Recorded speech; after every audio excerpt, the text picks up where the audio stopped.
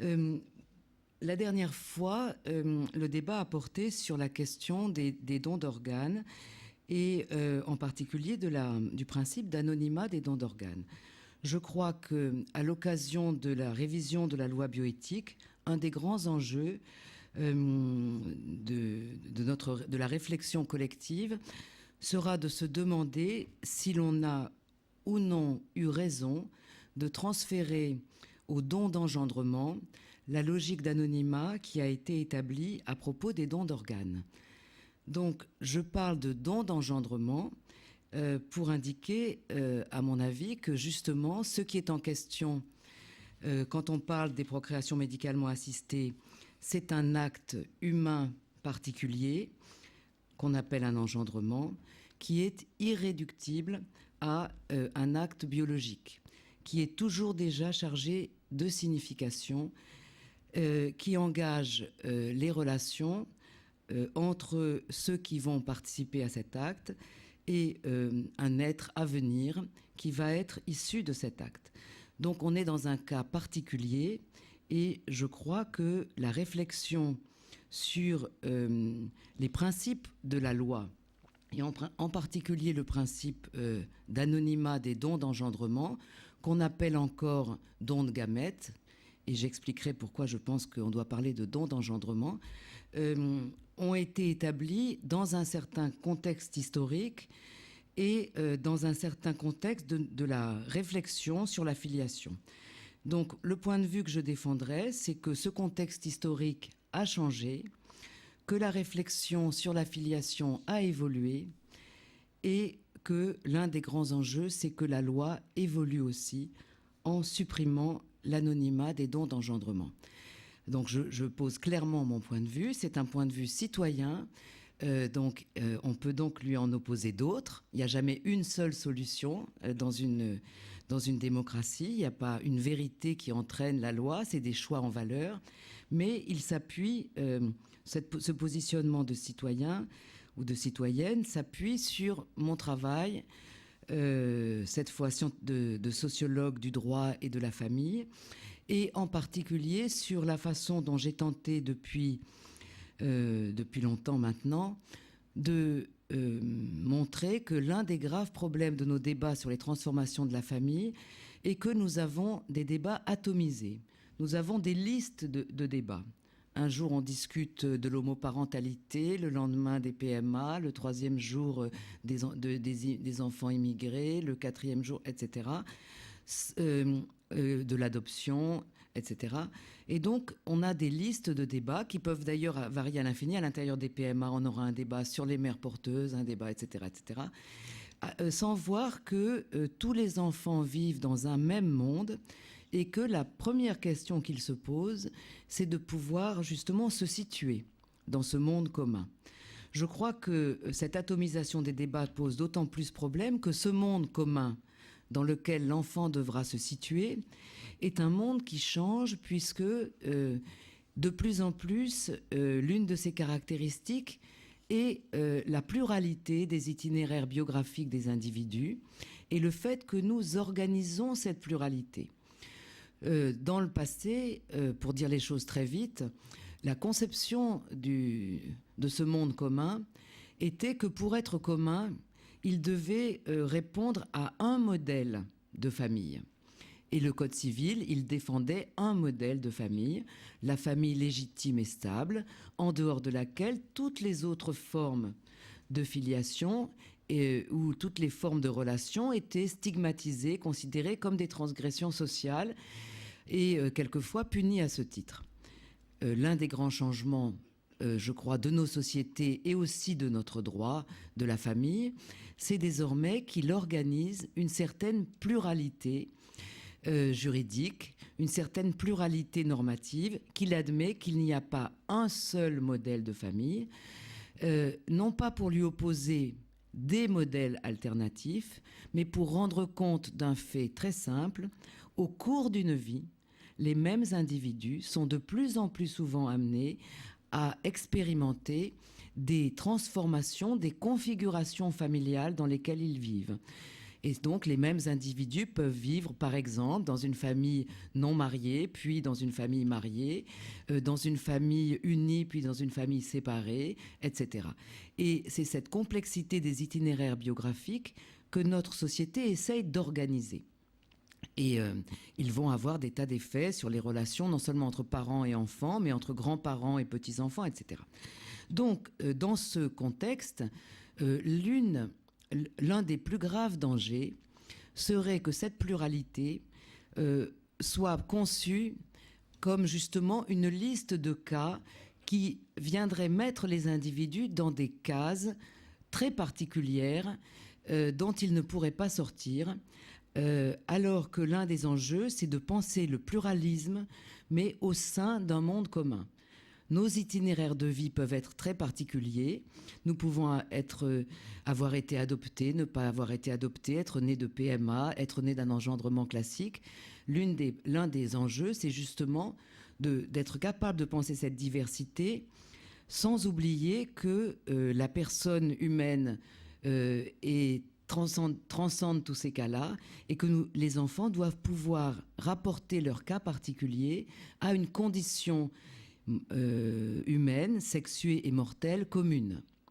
Ne pas être enfermés dans l'étrangeté de leur cas. Or, il me semble que l'un des changements historiques du contexte depuis l'entrée en vigueur de la loi bioéthique a été justement que le temps passant, certains des enfants qui sont nés des procréations médicalement assistées ont protesté contre la situation d'étrangeté humaine dans laquelle on les avait placés en décidant qu'ils ne pourraient pas avoir accès à l'identité de ceux qui ont permis de leur donner la vie. Je ne dis pas que ces enfants étaient les premiers à ignorer l'identité de l'un de leurs géniteurs. Ça a toujours existé, des enfants qui ignoraient l'identité d'un géniteur, le plus souvent de leur père. Mais le cas particulier est qu'aujourd'hui, cette ignorance est organisée par la loi et l'administration, hein, et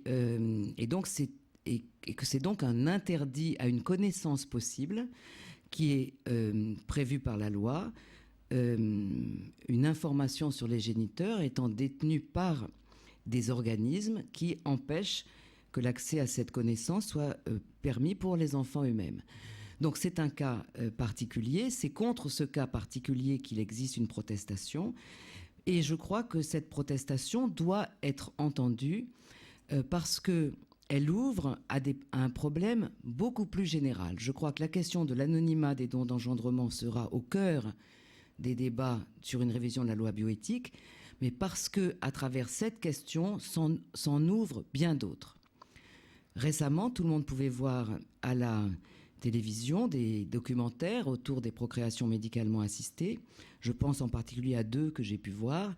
L'un où l'on pouvait voir deux jeunes garçons, deux jeunes adultes maintenant, nés de procréation médicalement assistée avec don de sperme, dans lequel l'un des garçons expliquait qu'il ne souffrait pas spécialement d'ignorer l'identité de son donneur d'engendrement, et l'autre, au contraire, manifestait le désarroi dans lequel il se trouvait de cette situation dans laquelle il avait été placé. Ce que j'ai pensé en voyant le documentaire, c'est qu'on pouvait comprendre l'un et l'autre de ces garçons. Le premier disait principalement une chose, mais je crois que l'autre ne l'aurait pas contredit, c'est l'importance qu'il attachait au lien à ses parents d'éducation, hein, disons, au couple des parents qui avaient été receveurs du don d'engendrement, l'un étant d'ailleurs un engendreur lui-même. Et donc cet attachement aux parents qui sont dans la vie, qui éduquent, qui aiment, n'est pas remis en cause, et n'était pas remis en cause par l'autre jeune homme qui posait un problème supplémentaire, qui était justement le problème de l'engendrement lui-même comme un acte qui n'est pas simplement biologique, mais un acte relationnel. Et à la fin du documentaire, on pouvait assister à une scène, j'ai trouvé extraordinaire, d'une discussion entre un donneur d'engendrement et ce jeune homme, je ne crois pas que c'était son donneur d'ailleurs, et pas du tout même, et où tout à coup, on voyait la possibilité qu'une relation humaine, qui aujourd'hui n'a pas de place dans nos sociétés, la relation entre un donneur d'engendrement qui ne prétend pas être le père éducatif d'un enfant et l'enfant qui a pu naître de cet acte que cet homme a fait ou qu'un homme a fait, que cette relation puisse avoir une place dans notre société. Et on découvrait donc qu'il y a des relations possibles que notre société empêche. Et l'autre, parce qu'elle n'arrive pas à les imaginer, alors qu'elles sont peut-être imaginables. Et l'autre documentaire était pas plus tard qu'il y a 2 jours, un documentaire sur la gestation pour autrui, dans lequel on pouvait contraster, là encore, mais ce n'est pas la même chose, 2 situations. La situation de l'organisation des mères porteuses dans les pays de l'Est, en particulier en Géorgie, où tout est fait pour qu'il n'y ait aucune espèce de rapport entre la mère porteuse et les receveurs de l'enfant dont elle accouchera, mais qui, par pays dans lesquels existe parallèlement un marché, des locations de mères porteuses, si on veut, et puis un cas qui était français, bien qu'illégal, mais organisé en France, et dans lequel, justement, le cœur de la gestation pour autrui était dans la relation entre la jeune femme qui avait décidé de faire cette gestation pour autrui et le couple qui avait donné les ovocytes et l'embryon, si on veut.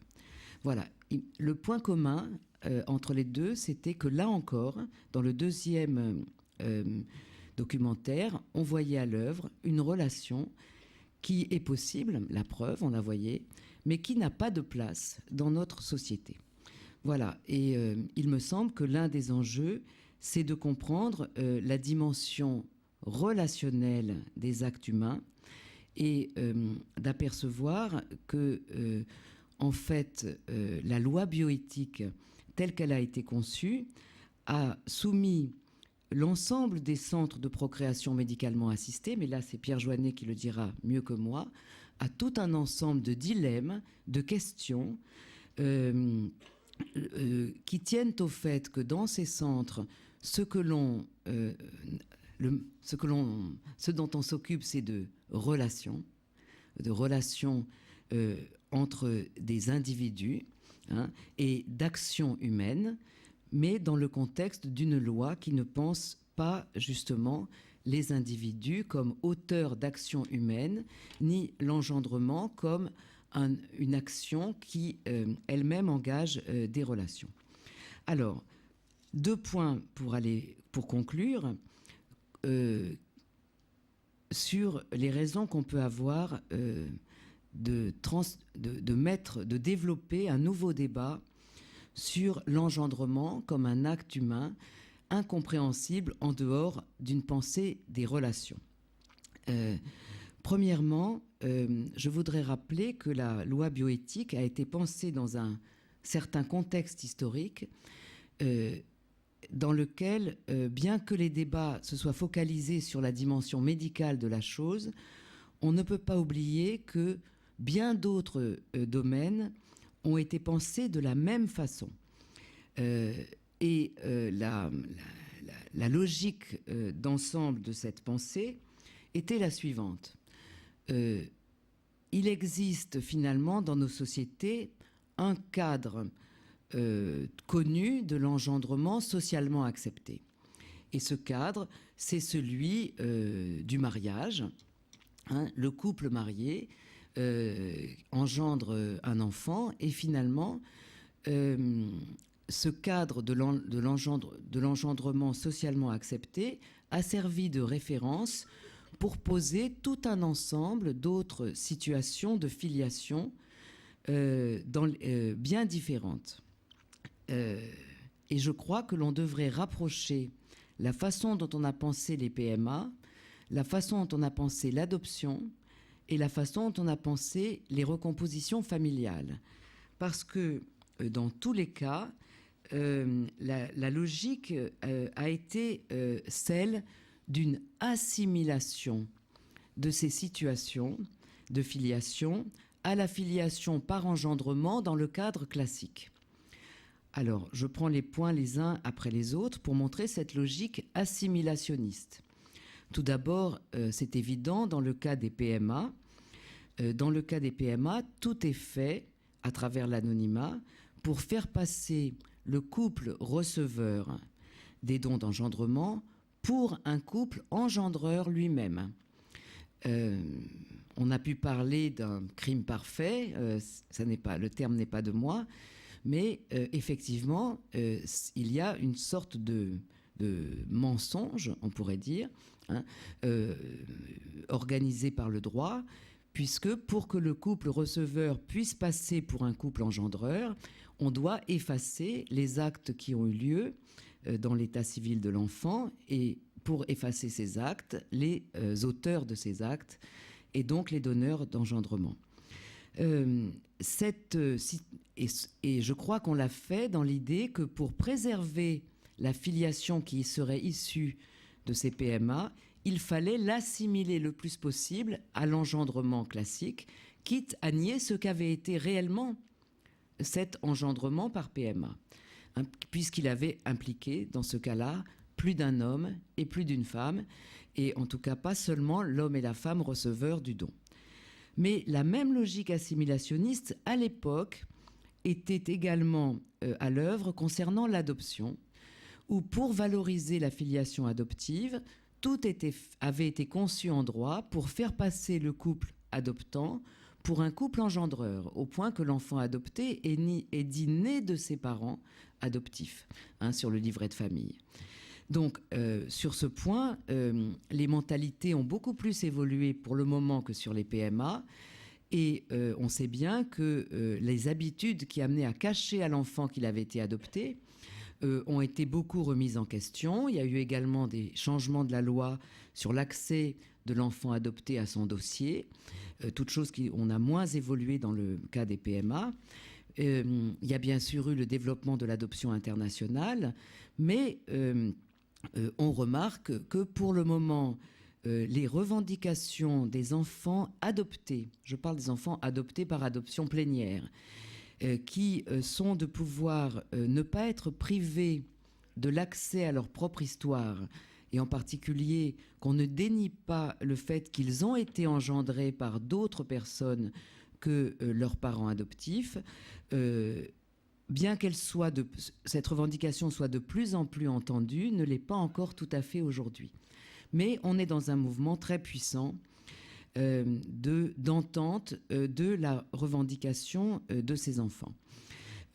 Parce que l'on comprend que cette revendication n'est pas une revendication qui consiste à donner priorité au biologique sur l'affectif ou sur le social.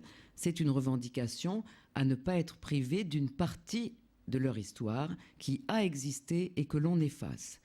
Et l'expérience de pays comme la Corée du Sud, qui aujourd'hui organise tout à fait en accord avec les parents adoptifs, la possibilité pour l'enfant de retrouver ses parents de naissance sans jamais mettre en cause les liens de filiation qui le lient à ses parents adoptifs, nous montrent que ce qui paraissait impossible, la coexistence dans la vie et dans le cœur d'un enfant, de ses parents de naissance et de ses parents adoptifs, sans confusion des places et des responsabilités, est possible.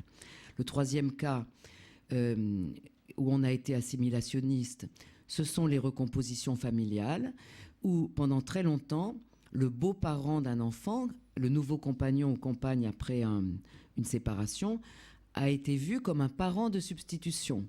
Et pendant très longtemps, on incitait ce beau-parent à adopter l'enfant, à se faire appeler papa ou maman. Et il y avait encore l'idée, pour que le lien soit possible, il faut l'assimiler à un lien de filiation classique, un lien par engendrement, alors que le beau-parent n'a pas engendré l'enfant. Et là encore, les esprits ont beaucoup évolué. Et dans mes trois cas, je vais vers de plus en plus d'évolution. Personne aujourd'hui n'aurait l'idée d'inciter un beau-parent à se faire appeler papa ou maman, parce que cette filiation si on peut dire, ce lien, en tout cas, est additionnel, le lien beau-parent-bel-enfant, et ne prétend pas se substituer au lien parent-enfant. Voilà, alors, dans cette situation, il me semble que l'évolution historique, elle consiste à apercevoir que tout enfant est engendré et que tout enfant est ensuite élevé dans une famille où il sera aimé, éduqué, soigné. Dans la plupart des cas, c'est par les mêmes, son père et sa mère, mais nous organisons aujourd'hui, par les PMA, l'adoption, et aussi à travers les ruptures et recompositions familiales, des situations où justement il y a plus d'un homme et plus d'une femme dans la vie d'un enfant. L'enjeu est de pouvoir comprendre que défendre les uns ne suppose pas d'attaquer les autres et que l'on ne peut plus opposer, comme on l'a fait jusqu'à présent, le parent biologique et le parent social. Cette création de la notion d'un parent biologique a été beaucoup renforcée, je crois, par la loi bioéthique, est un mythe pur et simple parce que tout parent, y compris un parent engendreur, est un parent social. Chez les humains, l'engendrement n'est jamais un acte purement biologique, c'est un acte signifiant, c'est un acte lié à des intentions, c'est un acte chargé de sens et de valeurs, et en ce sens, c'est un acte relationnel. Et donc, on ne peut jamais le réduire à un acte biologique. Le fait que cet engendrement cet engendrement est dans les sociétés assorti à certaines conditions précises de devoir des engendreurs à l'égard du nouveau-né. Mais toujours et partout, des exceptions ont été organisées pour des cas particuliers, ainsi la possibilité de l'abandon et de l'adoption de l'enfant. Mais je crois que tant que nous ne comprendrons pas que l'engendrement est un acte humain et pas un acte biologique, nous ne comprendrons pas le sens de la revendication d'un droit à connaître leurs origines qui est porté par certains enfants adoptés ou nés par IAD aujourd'hui. En effet, ce que ces enfants mettent, je crois, au jour à travers les souffrances dont ils témoignent, c'est qu'on a mis en question leur identité, mais au sens non pas de leur identité substantielle, de leur identité biologique, mais au sens de leur identité narrative, au sens où Hannah Arendt disait « répondre à la question « qui ?» c'est raconter une histoire ».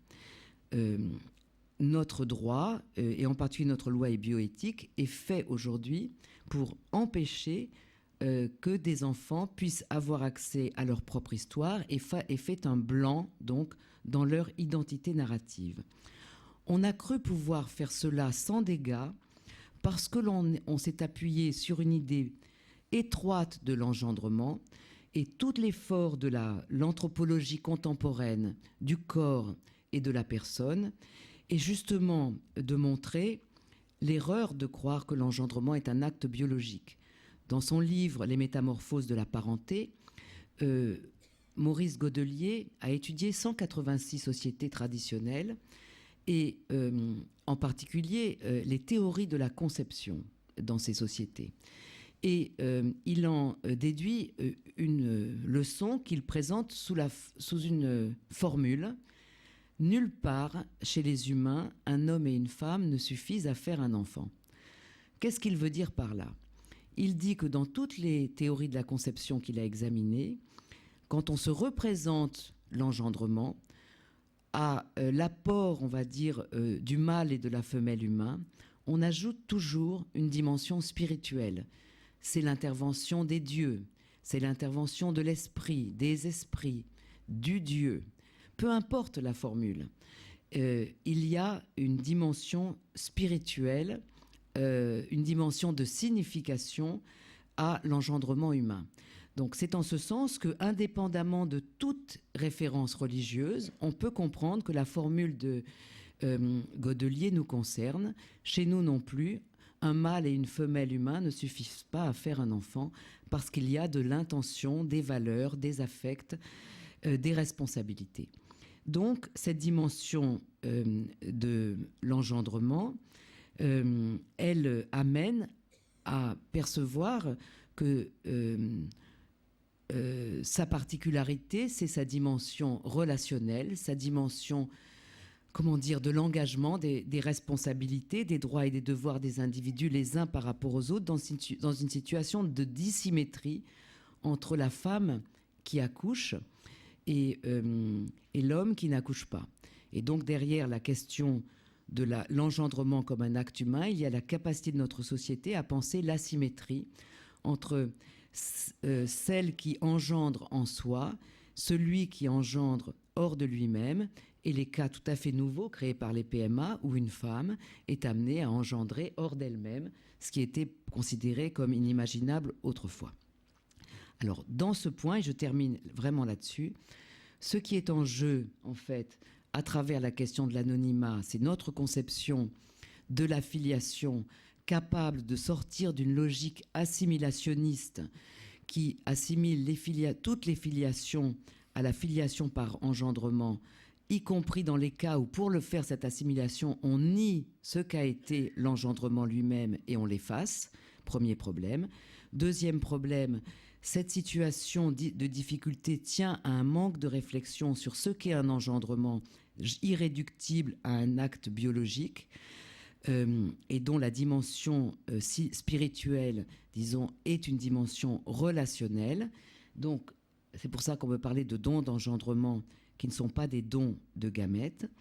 Et dernier point, on s'est trompé, à mon avis, en croyant pouvoir assurer la sécurité de la filiation née des PMA ou née des adoptions, en se fondant sur une certaine idée non seulement de l'engendrement, mais de la personne elle-même, comme étant constituée de deux parties, un moi et un corps. C'est l'opposition, si on veut, du moi qui est doté de volonté et du corps biologique.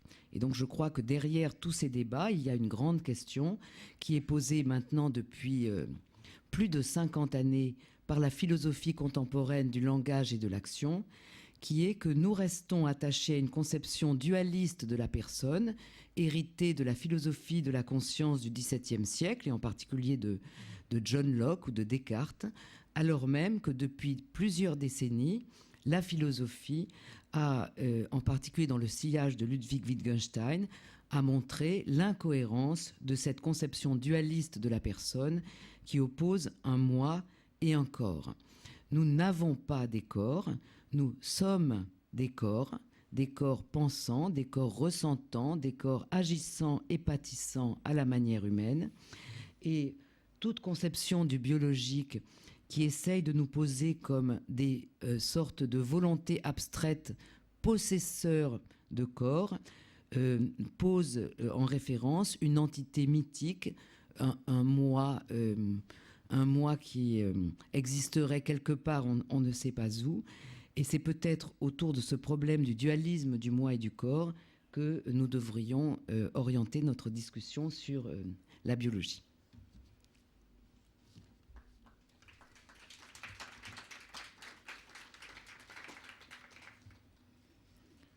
Bon. Donc moi, je suis praticien, je suis médecin. Et je suis donc impliqué dans ces questions d'engendrement, de procréation. Car il s'agit en l'occurrence d'une question de procréation. Et de mon point de vue, ce qui est important, c'est de savoir pourquoi, comment les questions se posent et pourquoi, comment nous agissons dans ce domaine. Très concrètement, quand on est dans un service ou dans un cabinet médical, mais aussi d'un point de vue plus général dans la société. D'abord, 2-3 précisions. Quand on parle de don de gamètes, quand on parle de don d'engendrement, de quoi s'agit-il ? Il s'agit de l'intervention d'un tiers dans l'acte de la procréation. Pour procréer, pour engendrer, il faut un homme et une femme. et qui, par leur union, vont créer un enfant. Et puis si pour une raison ou pour une autre, ceci n'est pas possible, il va y avoir l'intervention d'un tiers. Ceci n'est pas récent. L'infertilité existe depuis que l'être humain existe. Et donc, de tout temps, des hommes, des femmes ont été confrontés à cette infertilité. Et l'absence de descendance, l'absence d'enfants, dans toutes les cultures, a souvent été vécue comme, je pense, vous savez mieux que moi, peut-être quelque chose de négatif ou quelque chose de mal vécu, ne serait-ce que pour l'insertion des personnes concernées dans la collectivité, dans la société, etc. Et sur le plan individuel, c'est aussi un manque. C'est une frustration, cette incapacité de transmettre, cette incapacité d'avoir un enfant. Et donc, de tout temps, l'être humain a su trouver des solutions pour dépasser, pour compenser ce manque d'enfants. Et ces solutions, quand il s'agissait de stérilité masculine, consistaient très souvent à l'intervention d'un tiers dans l'acte de la procréation. Et je crois que dans certaines sociétés, c'était même organisé par des règles de la tribu ou de la collectivité. Quand c'était la femme qui avait un problème de stérilité, les choses devenaient un petit peu plus compliquées, car la femme ne pouvait pas être enceinte. Et c'est là où d'autres formes, je pense, ont été trouvées, qu'on appelle maintenant gestation pour autrui, mais qui peut-être ont existé à travers la nuit des temps. Donc, ce qui est nouveau aujourd'hui, ou ce qui est nouveau depuis quelques dizaines d'années, c'est que les êtres humains ne sont plus laissés à eux-mêmes pour trouver les solutions nécessaires à ce problème de difficulté d'engendrement, et que donc nous avons une médicalisation de la procréation. Médicalisation qui consiste, quand c'est possible, à traiter l'infertilité, à essayer de permettre à un couple de procréer malgré une infertilité et souvent de manière privilégiée parce que c'est leur demande avec leurs propres gamètes, leurs propres cellules sexuelles. Et c'est l'assistance médicale à la procréation en général qui ne pose pas les questions du don de gamètes puisque tous les éléments sont au sein du couple. Et puis c'est quand un des gamètes est impossible ou n'est pas fonctionnel ou n'existe pas, la procréation par don. Cette démarche n'est pas récente. La première procréation par don de spermatozoïdes médicales ont été faites à la fin du XIXe siècle. Et de manière plus importante, à partir des années 70 en France et dans d'autres pays. En effet, dès que le concept de procréation avec tiers donneur, par sperme de donneur, a été avancé dans la littérature médicale et la littérature scientifique, il y a tout de suite eu une condamnation absolue, vigoureuse, très claire et très nette d'un certain nombre d'instances, dont l'Église catholique, pour condamner ce mode de procréation et la rejeter hors de la société. La conséquence, c'est que ça n'a pas empêché la prise en charge médicale de ce type de procréation, mais ça s'est fait dans des conditions de clandestinité, dans des conditions à la fois médicales et commerciales assez particulières, sur lesquelles je n'insisterai pas, mais qui posaient quand même un certain nombre de questions. Et pour rester dans la situation française, dans les années 70, ce sont les premiers médecins qui ont créé des services, des structures spécialisées dans la prise en charge des couples stériles, qui ont été confrontés à ces problèmes, confrontés à la demande des couples, et notamment Georges David, avec qui je travaillais à l'époque, et mon ancien patron, a proposé de sortir ce mode de procréation de la clandestinité et d'en faire un acte médicalisé, social, accepté, reconnu, et qui pourrait se passer selon des principes à la fois médicaux, éthiques, qui pourraient être reconnus par la société. Et donc ça a été la création du premier SECOS en 1973 à l'hôpital du Criminel Bicêtre, où je travaillais à l'époque. Et vous voyez que la société a été relativement lente à réagir, puisque c'est seulement en 1994, 21 ans après, que la première loi organisant ces activités a été votée par le Parlement français. Donc pendant plus de 20 ans, les médecins étaient tout seuls à essayer de trouver la meilleure manière de procéder pour ce type de questions. Et ce n'était pas une situation très confortable pour ces médecins, parce que d'une part, ce type d'acte rencontrait une hostilité majeure dans le monde médical, dans la société, dans un certain nombre de gens, et que ce n'était pas considéré comme étant vraiment de la médecine de qualité. Et c'était une difficulté parce que ce type de pratique médicale faisait émerger un certain nombre de questions, comme Irène Théry le soulignait, qui n'avaient rien de médical. Et que donc les médecins se trouvaient confrontés, sollicités à répondre à des questions qui n'étaient absolument pas de leur ressort. Par exemple, savoir si ce type de technique d'acte médical pouvait permettre à une femme seule de procréer, je ne vois pas en quoi c'était aux médecins à répondre à cette question.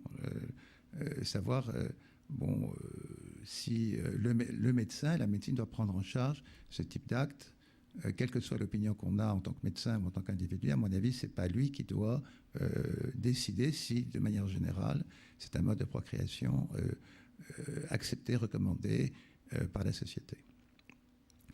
Et là, il y a un point qui est important et que je voudrais bien situer sur le plan historique. Quand on a démarré le don de gamètes, qui n'était que du don de sperme, parce que le don d'ovocytes était impossible, le don d'ovocytes a été possible que quand la fécondation in vitro a été mise au point. Et vous savez que la première enfant née par fécondation in vitro est Louise Braun, qui est née en 1978. Et c'est à partir des années 80 que le don d'ovocytes a pu devenir une réalité d'engendrement, de procréation, puisque techniquement, il n'était pas possible auparavant de procréer par don d'ovocytes, car il fallait cette fécondation in vitro. Donc, dans les années 70, nous médecins, on était confrontés à des couples en difficulté pour procréer, et ces couples étaient des couples stériles en général. En fait, c'était presque essentiellement des couples stériles.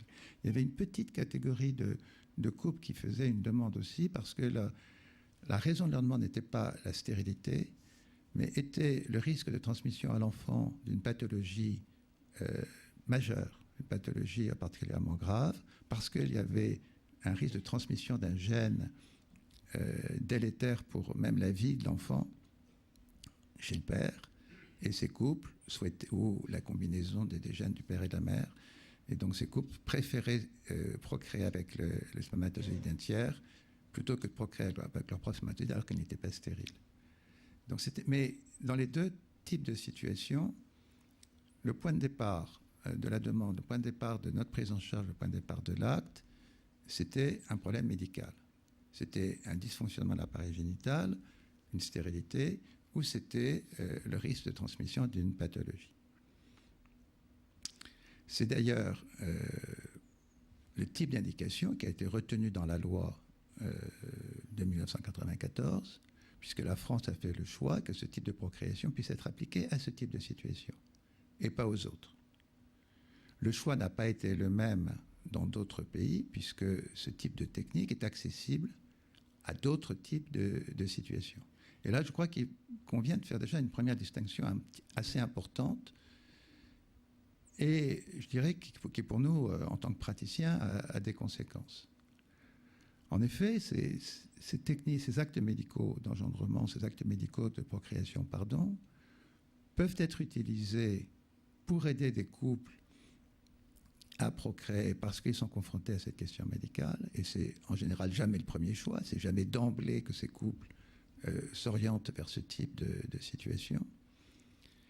Et puis la situation de femmes, car en général il s'agit de femmes quand on parle de don de gamètes, qui souhaitent procréer seules, ou qui souhaitent procréer alors qu'elles sont homosexuelles et vivent en couple homosexuel, et qui pour ça ont besoin de spermatozoïdes, ont besoin de gamètes, et qui souhaitent devenir mères avec les spermatozoïdes, et qui demandent une prise en charge médicalisée. Là aussi, les femmes seules, les femmes homosexuelles de tout temps ont pu avoir des enfants. Il n'y a pas besoin des médecins pour procréer dans ces circonstances. L'événement nouveau pour moi, c'est qu'il y a une demande que des femmes seules, ou d'un certain nombre de femmes seules, des femmes homosexuelles, que ce soit pris en charge par la médecine, que ça rentre, ça devienne un acte médical, cet acte d'engendrement. Et peut-être que derrière cette demande, de manière plus ou moins consciente, il y a un désir, un souhait de reconnaissance sociale de l'acte, puisqu'à partir du moment où c'est la médecine qui prend en charge cette procréation, c'est accepté, c'est reconnu par la société. Donc vous voyez déjà, quand on parle de ces questions, des situations assez variées. Est-ce qu'il y a une réponse unique à ces situations assez variées? Je suis tout à fait d'accord avec Irène Théry, je ne pense pas qu'il y ait une réponse unique à ça.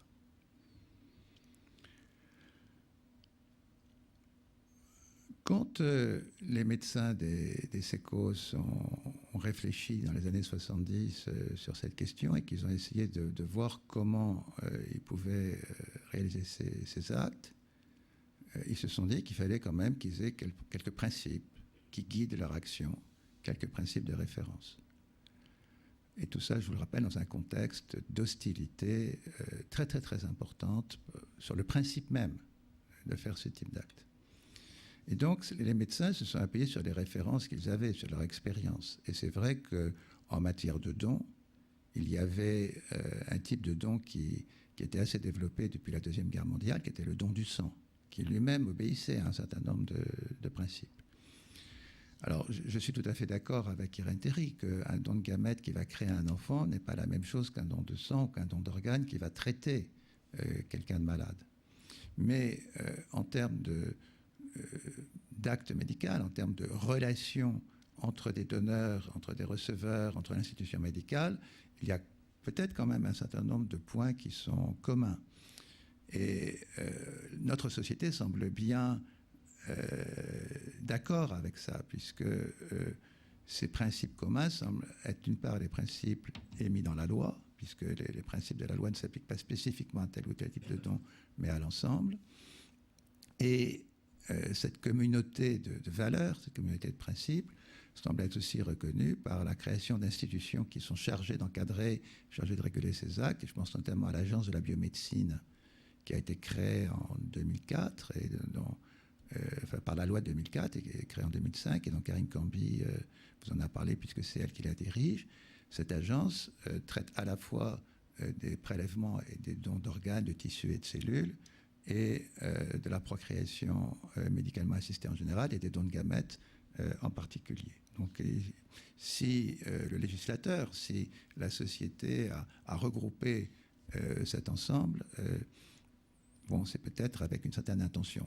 J'étais très intéressé d'ailleurs de voir qu'en Grande-Bretagne, qui est sans doute un des pays qui a la réflexion la plus poussée dans ce domaine, et qui avait créé depuis 1992 un organisme pour s'occuper des procréations médicalement assistées et de l'embryologie, qui s'appelle la HFEA, c'est la High Authority Federation en Embryologie.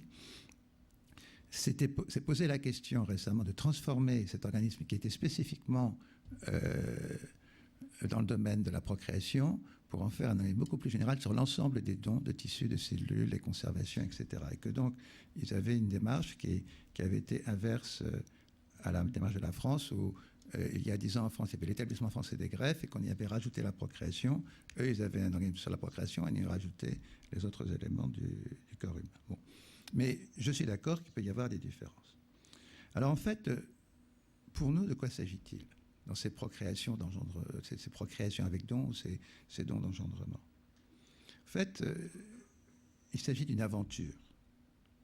Et il s'agit d'une aventure qui est toujours renouvelée. Bien sûr, il y a des grands principes. Bien sûr, nous devons guider notre action par des choix éthiques, des choix moraux, des choix juridiques qui sont faits. Et puis, chaque être humain qui s'adresse à nous en tant que médecin, à son histoire, à son projet de vie, à sa demande, à son aventure, à son désir d'enfant et le désir de connaître cette aventure qui est de procréer dans ces conditions. C'est une aventure qui est un petit peu complexe parce qu'elle a beaucoup de partenaires. Et que selon qu'on se place de tel point de vue ou tel point de vue, peut-être que les intérêts, peut-être que la manière d'être, la manière de voir ne vont pas toujours exactement coïncider en même temps en la matière. Qui sont ces 5 partenaires? C'est le couple, un partenaire. Et déjà là, on voit que ça se complique parce que ce partenaire-là, ça peut être 2 partenaires, puisque ce couple, il est constitué d'un homme et d'une femme, ou il peut être constitué de 2 femmes, etc. Et que ces 2 personnes n'ont pas forcément le même point de vue. Ces 2 personnes n'ont pas forcément la même histoire. Ces 2 personnes n'ont pas forcément le même désir. Ces 2 personnes n'ont pas forcément les mêmes réactions par rapport à la situation, etc. Bon, mais considérons ce partenaire qui est le couple et qui, pour moi, est essentiel. On va y revenir parce que c'est lui qui enclenche l'aventure. Ou si c'est une personne seule, c'est elle qui enclenche l'aventure. C'est pas le médecin, c'est pas le donneur, c'est lui qui souhaite engendrer, comme dirait Irène. Donc, premier partenaire, le couple. On va y revenir. Deuxième partenaire, l'enfant, qui n'existe pas quand on se lance dans cette aventure. Mais lui, il est le résultat. Il est l'essentiel. Hein, il est la suite. Son vécu est important. Il peut être ignoré. Quoique certains nous disent que ce n'est pas notre problème, qu'on n'a pas à rentrer dans ce type de considération et que le médecin n'a pas à tenir compte des conséquences pour l'enfant des actes qui sont faits, qui n'ont pas à considérer les intérêts de l'enfant dans les décisions qui sont prises. Troisième partenaire, c'est le donneur, celui qui apporte les gamètes qui vont permettre d'engendrer. Quatrième partenaire, c'est le médecin, c'est nous, qui sommes entre les couples, les enfants, les donneurs, et qui allons essayer que l'acte se réalise le mieux possible. Et derrière le médecin, individu, le praticien, il y a l'institution. Quand ce praticien travaille dans un hôpital ou dans une structure de soins. Et puis le cinquième partenaire, c'est la société.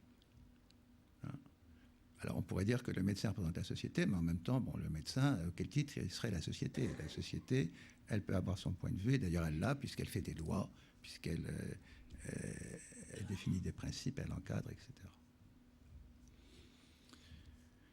Alors, comme je voudrais qu'on ait quand même du temps pour échanger et pour discuter avec vous et pas aller trop loin, je vais juste terminer sur un concept qui a été souligné par Irène Théry et qui est en fait pour moi au cœur du problème.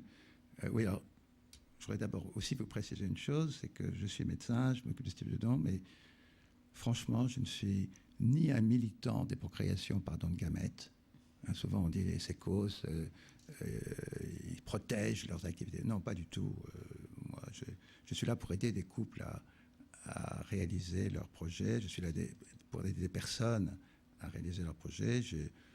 J'ai aucune prétention à ce qu'il y ait du don de gamètes. S'il n'y avait pas de don de gamètes, il n'y aurait pas de don de gamètes. On aurait énormément de travail par ailleurs. Et je ne suis pas un militant de don de gamètes. Je ne suis pas non plus un militant de l'anonymat. L'anonymat, bon, c'est au cœur des débats, et c'est bien que ce soit au cœur des débats. Mais moi, ma position personnelle, bon, c'est la mienne. Je ne suis pas là en tant qu'individu, je suis là en tant que praticien. En tant que praticien, c'est vrai que l'anonymat a été introduit dans cet engendrement, pas par hasard. Cet anonymat existe dans la société, pas qu'en France, hein, et dans la loi, et il doit être discuté, et c'est une bonne chose.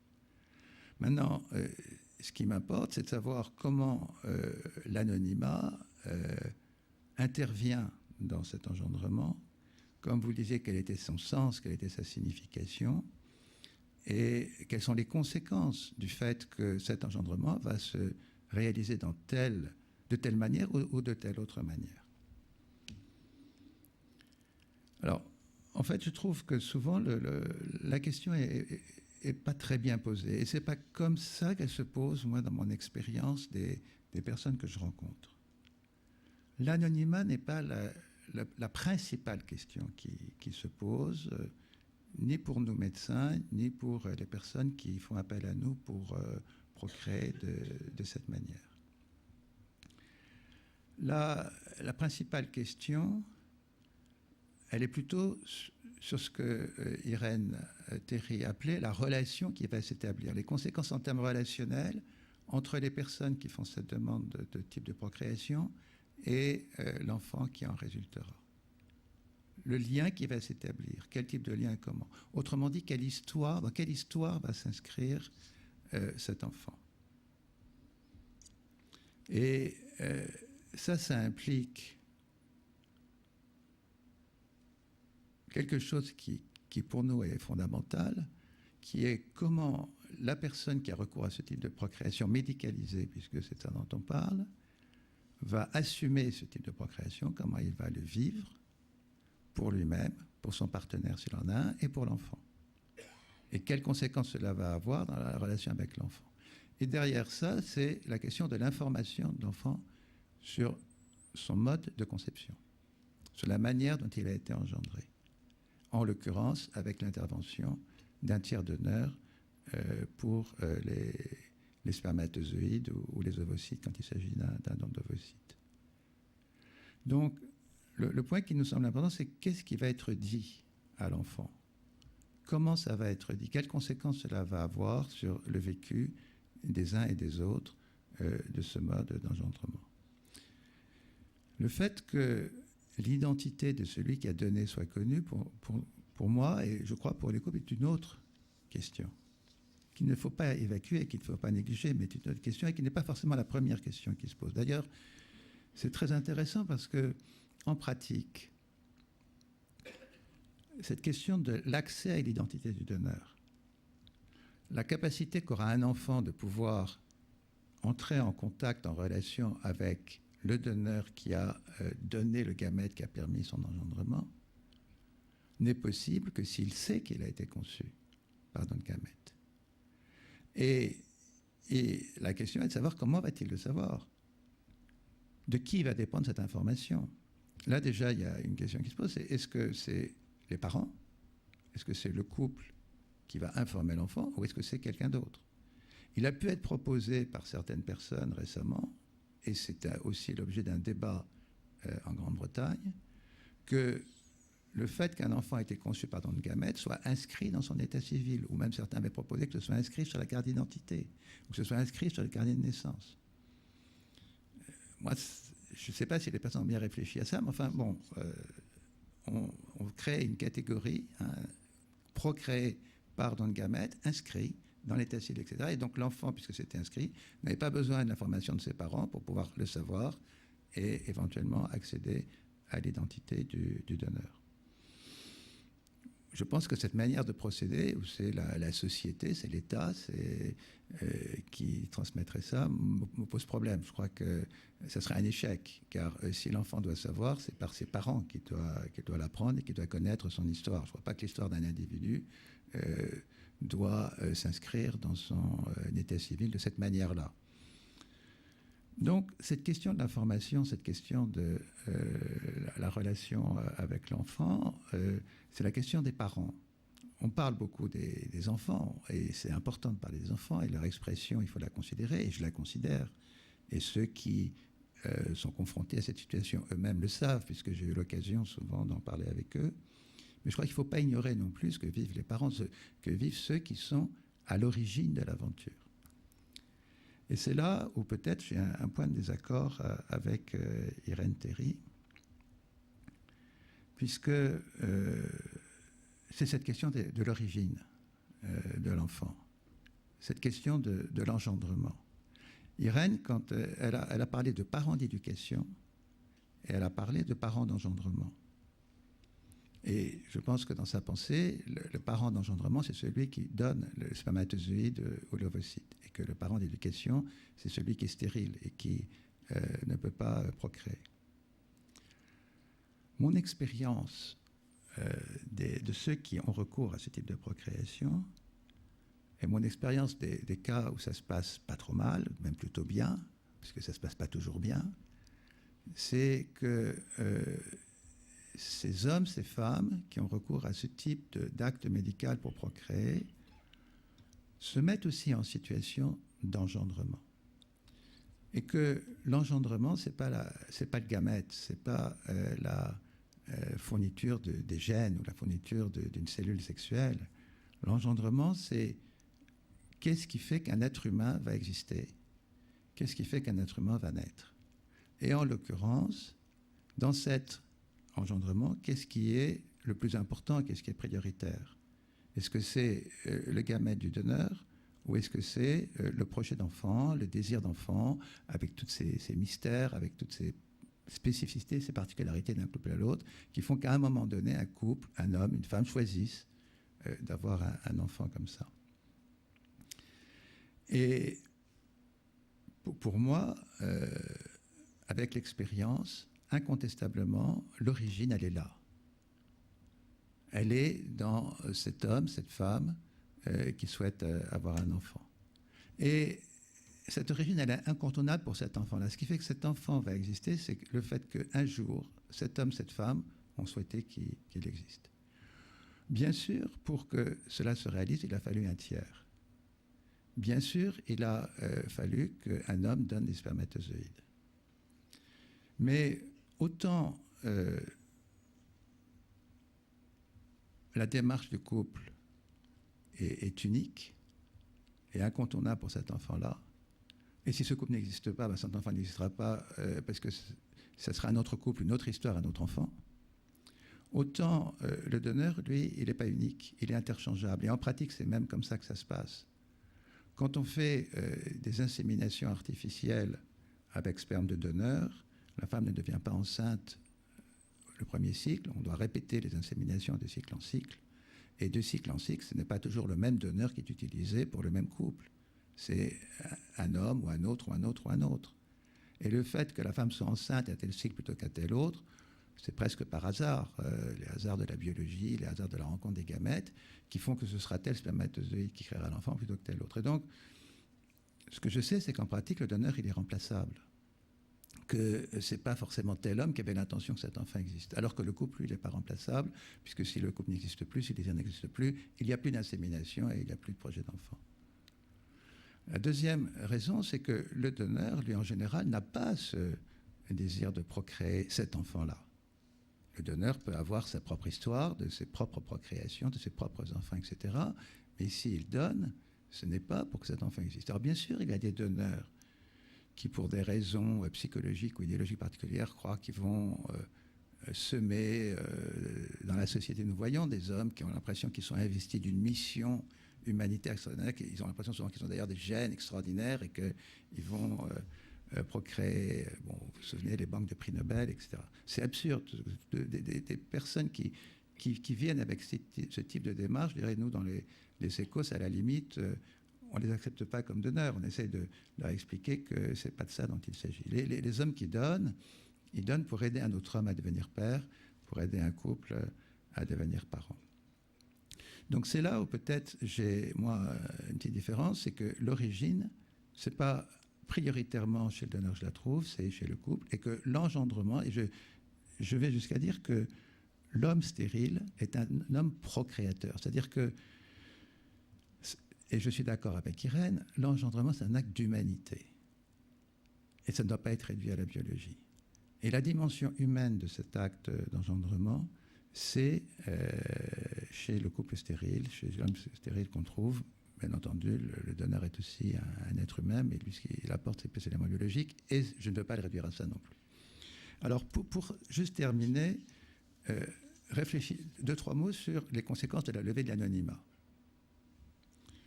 Si on dit il faut que l'enfant puisse accéder à celui qu'il a engendré, qu'il puisse accéder à l'identité de celui qui a donné le spermatozoïde qui a servi à l'engendrer. Qu'est-ce que ça va avoir comme conséquence? Première conséquence pour nous médecins qui devront garantir que c'est bien cet homme-là plutôt que tel autre qui est à l'origine, ben c'est de vérifier que c'est bien ce donneur-là qui est à l'origine de l'enfant. Et donc il va falloir qu'on fasse des tests génétiques entre l'enfant, ses parents et le donneur pour être sûr que c'est le donneur qui est bien l'engendreur de cet enfant. Il y a des personnes, je ne sais pas d'où elles tiennent leurs chiffres, qui disent que 20% des femmes qui sont enceintes par insémination artificielle avec sperme de donneur ne sont en fait pas enceintes de l'insémination, mais sont enceintes du fait des relations qu'elles ont par ailleurs avec un amant. Bon, alors si c'est un autre homme et pas le donneur du sécos qui est à l'origine de l'enfant, est-ce qu'on doit donner l'identité du donneur? C'est pas lui qui était à l'origine, c'est un autre. Donc il va falloir qu'on vérifie. Donc il va falloir qu'on fasse des tests. Et puis qu'est-ce qu'on va faire de ces tests?